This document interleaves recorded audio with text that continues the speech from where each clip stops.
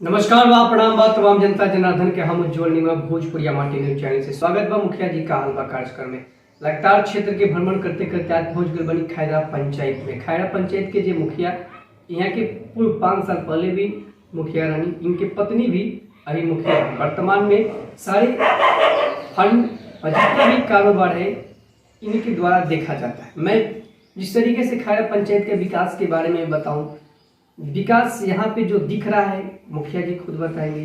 दूसरी चीज, जो चुनाव के दौर में जो माननीय मुख्यमंत्री नीतीश कुमार जी का ऐलान हो गया, पंचायती चुनाव का घोषणा हो चुका है, लेकिन सारे प्रत्याशी अपने अपने दावा पेश कर रहे हैं। इस तरीके से इस बार की चुनावी मैदान में किस तरीके से इनका तैयारी ये भी जानेंगे। छोटा सा परिचय हमारे चैनल के माध्यम से बताइए। जी, सबसे पहले तो मैं आप भोजपुरिया माटी चैनल के जितने भी श्रोता हैं और भोजपुरिया चैनल जो हम लोग का है ये क्षेत्र में काफ़ी पॉपुलर है और उज्जवल निगम जी को मैं शुभकामना देता हूं। और मैं शत्रुघ्न भक्त इस पंचायत का पूर्व मुखिया रहा हूं और अभी वर्तमान में मेरी पत्नी नीलम कुमारी मुखिया है इस पंचायत की। इस चैनल के माध्यम से मैं अपने सभी खैरा पंचायत वासियों को हाथ जोड़ के प्रणाम करता हूँ। जिस तरीके से आपने 5 साल पूर्व में जो काम किया, 5 साल आपकी पत्नी कार्य कर रही है, 10 सालों में विगत पंचायत की किस प्रकार की विकास हुआ है? 2006 से लेकर 2011 तक मैं इस पंचायत का प्रतिनिधित्व किया और उस समय जितना बन सकता था, चाहे वो सड़क का क्षेत्र हो या नाली का क्षेत्र हो या शिक्षा का क्षेत्र हो, सरकार द्वारा जो भी पंचायत के विकास के लिए योजनाएं आई उसको मैं 100% फलीभूत किया। लेकिन बीच के कालखंड में 5 साल मैं इस पंचायत का प्रतिनिधित्व करने का अवसर नहीं मिला। वर्तमान में जब दोबारा पंचायत में रिजर्वेशन का स्वरूप बदला तो सामान्य महिला के सीट पर इस पंचायत की जनता ने मुझे मेरी पत्नी नीलम कुमारी के रूप में मुखिया बनाकर अपना जन आशीर्वाद दिया। और जब जनता का सहयोग और आशीर्वाद मिला तो अभी विगत 5 वर्षों में मुख्यमंत्री 7 निश्चय योजना के अंतर्गत जो भी योजनाएं हैं, खासकर मैं बहुत ही अपने आप को क्या बोलते हैं आत्मसम्मानित होकर कहना चाहूँगा और मुझे इस कहने में थोड़ा सा भी गुरेज नहीं है कि लगभग मैं पूरे जिले की तो बात नहीं करूँगा, लेकिन मैं अपने प्रखंड की बात करूँगा कि मेरे पंचायत में पंचायत के सभी वार्डों में लगभग सारी सड़कों का PCCकरण हो गया है। यदि कोई एक सड़क छूटा हुआ है तो हो सकता है कोई स्थानीय विवाद हो जिस कारण उस सड़क का निर्माण नहीं हो पाया है। बाकी लगभग सड़कों का निर्माण मुझे लगता है कि सभी वार्डों में लगभग 2-2 हज़ार फीट सड़कों का निर्माण हुआ है। नाली का भी निर्माण हुआ है। उसके बाद मैं बात करूंगा प्रधानमंत्री आवास योजना का, तो जो भी ज़रूरतमंद हैं इस 5 साल के दौरान में मैंने लगभग 400-500 प्रधानमंत्री आवास योजना का लाभ लोगों को दिया है। पूर्व में जब मैं मुखिया था उस वक्त भी, चूँकि उस वक्त पंचायत में आवास योजना का टारगेट ज़्यादा था, तो उस कालखंड में भी मैंने 1000 इंदिरा आवास लोगों का देने का काम किया था। और उसके साथ ही साथ अभी जो मुख्यमंत्री वृद्धजन पेंशन योजना है या विकलांग पेंशन योजना है या अन्य किसी प्रकार की सामाजिक पेंशन योजना है, उसको मैंने कैंप लगवाकर बाकायदा गाँव में घुमाकर अपने जो टेक्निकल हैंड्स हैं उनको रखकर कैंप लगाकर लोगों को इस योजना का लाभ दिलवाने का काम किया है मैंने। पिछले विगत कोरोना काल में हम सभी जानते हैं कि कैसे वैश्विक महामारी कोरोना ने लगभग पूरे विश्व, खासकर भारत, बिहार और हमारे पंचायत के लोग भी कोरोना से संक्रमित हुए। उस कालखंड में मैंने अपने पंचायत में एक खैरा पंचायत सेवा दल बना के और लोगों को उस वक्त राहत देने का काम किया, चाहे वह खाद्य सामग्री हो या दवा हो या अन्य जो चिकित्सीय सुविधा हो। मैं एक खैरा पंचायत सेवा दल बना के अपने पंचायत के प्रमुख लोगों को उसमें शामिल करके उस दल के माध्यम से लोगों को राहत दिलाने का काम किया। इसके माध्यम से मैं लोगों को संदेश देना चाहा कि व्यक्ति बड़ा नहीं होता, कोई संस्था बड़ी होती है। मैं चाहता तो अपने व्यक्तिगत नाम के माध्यम से भी आम जनता को मदद कर सकता था, लेकिन मैं अपने आप को गौण करते हुए खैरा पंचायत सेवा दल बना के उस दल के माध्यम से अपने पंचायत के जनता को मैक्सिमम लाभ देने का काम किया। लगातार आपने इतना सेवा भाव से अपने पंचायत में विकास की जो अपने धारा बहाया है, लेकिन 2 चीज़, अभी शिक्षा और स्वास्थ्य की जो बात करें, आपकी पंचायत में शिक्षा और स्वास्थ्य की जो व्यवस्था अभी भी थोड़ी कमी दिख रही है। आखिर इसमें कहाँ कमी है? या सरकार की तरफ से कमी है, क्या स्थानीय यहाँ के लोग से कमी है? देखिए, मेरे यहाँ दो स्वास्थ्य केंद्र हैं, एक रामपुर में है और एक खैरा में है। रामपुर का जो स्वास्थ्य केंद्र है वह ठीक ठाक स्थिति में है, लेकिन खैरा का जो स्वास्थ्य केंद्र है वह जिस स्थल पर स्वास्थ्य केंद्र है उस स्थल पर चूँकि बगल में थाना है, हरिजन छात्रावास है और स्कूल है, तो थोड़ी सी लोकेलिटी के समस्या के कारण वहाँ पे लोग अपने इलाज के लिए नहीं जा पाते और सरकार को भी इस पर विशेष ध्यान नहीं है। प्रॉपर जो वहाँ पे डॉक्टर्स की व्यवस्था होनी चाहिए या टेक्निकल स्टाफ जैसे नर्सेज जो की व्यवस्था होनी चाहिए वो नहीं है।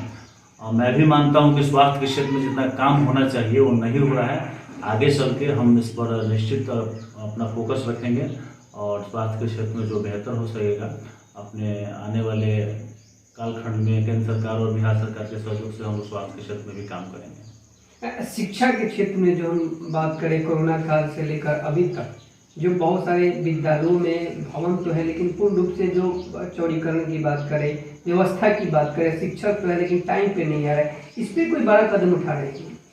देखिए सर, जहाँ तक मैं अपने पंचायत की बात करूँगा, मेरे पंचायत में एक हाई स्कूल, एक 10+ स्कूल और आपका 1 2 3 5 प्राथमिक स्कूल है, 2 मिडिल स्कूल है।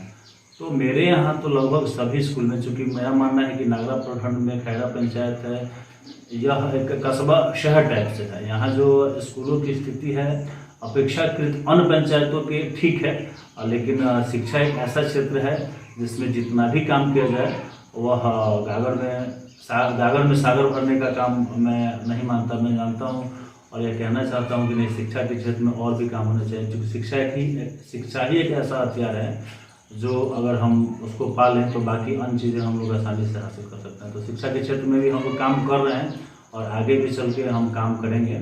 हमारे पंचायत में रामपुर में पुस्तकालय है और हम लोग प्रयास कर रहे हैं। अपने सांसद महोदय से भी बात हुई है, क्योंकि मैं भारतीय जनता पार्टी का कार्यकर्ता हूँ और बिहार में और केंद्र में भारतीय जनता पार्टी की सरकार है, तो उसका भी लाभ मुझे मिलता है और अन्य पंचायतों की अपेक्षा जो विकासोन्मुखी योजनाएं हैं वह मेरे पंचायत में सहज और सुलभ भाव से हो जाती है। क्योंकि जिस तरह से हमारे पंचायत में काम हो रहा है और मेरा मानना है कि सबका साथ, सबका विकास और सबका विश्वास, उस नीति और उस नारे के नाम पर हम लोग काम करते हैं। मैं जात की राजनीति नहीं करता, मैं जमात की राजनीति करता हूँ। क्योंकि मैं जिस पंचायत से आता हूँ, इस पंचायत में मेरे अपनी जाति के 5 घर हैं। मैं माली जाति से आता हूँ और मैं अपने आप को बहुत इस पंचायत को मतलब ऋणी हूँ इस पंचायत की जनता को, कि मेरे जैसे लोगों को 2 बार इन्होंने मौका दिया और इसलिए मौका दिया कि मैं सबके सुख दुख में अपने परिवार से ज़्यादा अपने पूरे पंचायत को परिवार मानता हूँ। इसीलिए लोग जात और धर्म से ऊपर उठ के मुझे मौका देते हैं और मैं भी जात की नहीं बल्कि जमात की राजनीति करता हूँ। बाकी और सारी चीज़ें हैं। हम लोग सोच रहे हैं कि अगला 5 साल, एक और चीज़ मैं बताना चाहूँगा, इस पंचायत में आदरणीय नीतीश कुमार जी पूरे बिहार में सर्वप्रथम नल जल योजना की शुरुआत करने आए थे और यह बताते हुए मुझे खुशी हो रही है कि मेरे पंचायत के लगभग सभी वार्डों में नल जल योजना का आच्छादन हो गया है, यानी कि सभी वार्डों में नल जल का काम हो गया है, नली गली का भी काम हुआ है, शौचालय निर्माण भी हुआ है और मुख्यमंत्री 7 निश्चय योजना की जो भी योजनाएं हैं उसको हम लोग फलीभूत कर रहे हैं। कुछ एक काम है, नाली के क्षेत्र में थोड़ा सा काम कम हुआ है, मैं भी मानता हूँ। अगला जो 5 साल है उसमें मैं अपने पंचायत को पूर्णतः डिजिटल बनाना चाहता हूँ। मेरा प्रयास है कि मेरे पंचायत में बहुत सारे बाजार हैं और सुरक्षा के दृष्टिकोण से यहाँ पे CCTV की व्यवस्था की जाए। और मैं अपने अगले 5 साल के कार्यकाल में मेरा यह प्रयास रहेगा कि मैं CCTV की व्यवस्था कराऊँ, अपने पंचायत को डिजिटलीकरण के तरफ ले जाऊँ। क्योंकि ज़्यादा से ज़्यादा जब डिजिटलीकरण होगा तो पंचायत में क्या हो रहा है क्या नहीं हो रहा है सबको पता चलेगा, यानी कि पारदर्शिता रहेगी और पारदर्शिता रहेगी तो काम भी अच्छा होगा और पंचायत की जनता को जनप्रतिनिधि के प्रति विश्वास भी रहेगा। जिस तरीके से आप बोल रहे हैं कि बिहार के मुख्यमंत्री नीतीश कुमार जी का जो 7 निश्चय प्लान था वो बिल्कुल धरातल में उतारे, सांसद महोदय जी का जो प्लान है पूरा का छपरा डिजिटल में बदले, भारत पूरा डिजिटल में बदले, माननीय प्रधानमंत्री का ये सोच है। एक और खास बात जानना चाहते हैं कि इस बार की चुनावी मैदान जब से ऐलान हुआ है आप जब जनता के पास आप जा रहे हैं, तो इस बार की जनता की क्या फीडबैक मिल रही है, जनता के क्या आशीर्वाद और सलाह का क्या अनुमान है? देखिए, लोकतंत्र में चुनाव जो है एक महापर्व है, और इस महापर्व में सब अपने आप को अन्य जनप्रतिनिधि भी लगे हुए हैं और मैं भी लगा हूँ। मुझे अपने काम पे पूरा भरोसा है, और मुझे अपने काम के भरोसा पे अपने काम को लेकर मैं जनता के बीच जा रहा हूँ, और जनता उनका मुझे अपना आशीर्वाद दे रही है। पहले भी आशीर्वाद दी हुई है और अब भी आशीर्वाद दे रही है। मुझे अपने काम पे भरोसा है, मुझे अपने विकास पे भरोसा है, और मुझे अपने खैरा और रामपुर पंचायत की जनता पे भरोसा है कि निश्चित अगला 5 साल फिर पंचायत की जनता मुझे आशीर्वाद देगी। चूँकि बाकी मैं एक बात फिर कहना चाहूँगा कि अन्य लोग जात की राजनीति करते हैं और मैं जमात की राजनीति करता हूँ, तो समाज में और राजनीति में जीत उसकी ही होती है जो जमात की राजनीति करता है। जात की राजनीति करने वाले फेल होते हैं और जमात की राजनीति करने वाले निसंदेह आगे बढ़ते हैं। तो मुझे अपने पंचायत की जनता पे भरोसा है, इसमें कोई किंतु परंतु नहीं है। मुझे अपने काम पे भरोसा है, और अपने काम के बदौलत मैं निश्चित, क्योंकि मैं इस पंचायत में न जातिगत राजनीति कर सकता हूँ न धर्मगत राजनीति कर सकता हूँ, क्योंकि मैं जिस जाति से आता हूँ उसकी जाति संख्या बहुत कम है।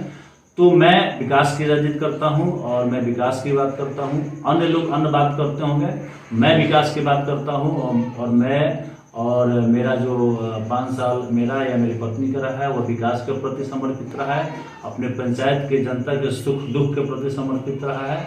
और मुझे विश्वास है कि आने वाला निश्चित 5 साल पंचायत की जनता मुझे फिर अपना प्रतिनिधि बना के देगी, और मैं पुनः अपने पंचायत की जनता को अपना तन मन धन लगा के सेवा करूँगा। जैसे कि सोच की हम बात करें, युवा सोच है, और युवा सोच के हमेशा शिक्षा, और जहाँ पे शिक्षा की भरपूर मात्रा में विकास होता है तो वहाँ पे जाति की राजनीति नहीं होती है, जात पात की राजनीति नहीं होती है। और जहाँ जात पात की राजनीति होती है वहाँ पे शिक्षा की घटावती होती है, शिक्षा वहाँ पे नहीं होती है तो जात पात की राजनीति। जो बहुत ही अच्छा इनका उत्तम विचार है। जाते जाते आप हमारे चैनल के माध्यम से खैरा पंचायत के सभी जनता जनार्दन का अहम क्या संदेश देना चाहते हैं चुनावी माहौल को लेकर?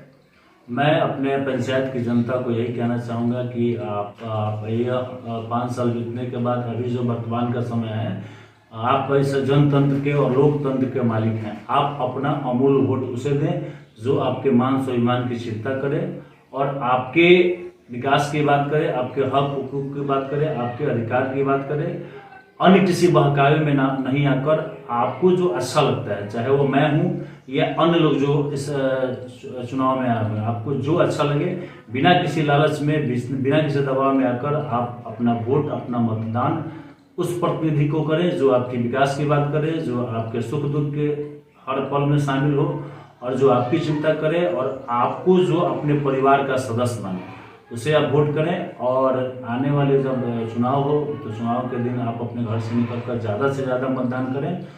और एक चीज़, चूँकि जितने भी प्रतिनिधि हैं वो सब अपने ही पंचायत के प्रतिनिधि हैं, सब अपना अपना चुनाव लड़ रहे हैं, तो किसी प्रकार की वैमनस्यता नहीं रहनी चाहिए, किसी प्रकार का आपसी द्वेष नहीं रहना चाहिए। आपसी द्वेष और वैमनस्यता नहीं करना है। आप चाहे जिसके समर्थन में हो रहिए, लेकिन अन्य दल के अन्य प्रतिनिधियों के प्रति आपका जो श्रद्धा और सम्मान है वो रहना चाहिए। मैं भी अपने समर्थकों से कहना चाहूँगा कि आप अति आवेश में नहीं हैं। आपके जो नेता हैं, जितना आप अपने नेता के प्रति श्रद्धा और सम्मान रखते हैं, उतना ही श्रद्धा सम्मान अन्य प्रत्याशियों को भी प्रति रखिए और सबको सम्मान कीजिए। बहुत ही उत्तम विचार है, जिनका उत्तम विचार होते हुए पंचायत के लिए एक बार भी नहीं कहे, 10 सालों से 5 साल ये रहे और 5 साल की पत्नी मुखिया है, एक बार भी पंचायत के जनता से नहीं कह रहे कि मुझे ही इस बार हर्ष और उल्लास के साथ आप लोग वोट दें। अगर ऐसे प्रत्याशी अगर पंचायत के विकास के लिए बात करते हैं, शिक्षा स्वास्थ्य को लेकर बात करते हैं, अपने पंचायत के उत्तम विचार को लेकर चलना चाहते हैं, उत्तम विकास की ओर आगे लेकर जाना चाहते हैं, तो ऐसे प्रत्याशी को हम ये कहना चाहेंगे कि हवा में बहने वाली रफ्तार को मत देखो, तूफान आती है, तूफान जाती है और तूफान ठहरेगी तो वही मजबूत बुलंद वही व्यक्ति खड़ा होगा जिसका हौसले और जिसका इरादे बुलंद हो। जय हिंद, जय भारत, निर्मल के साथ।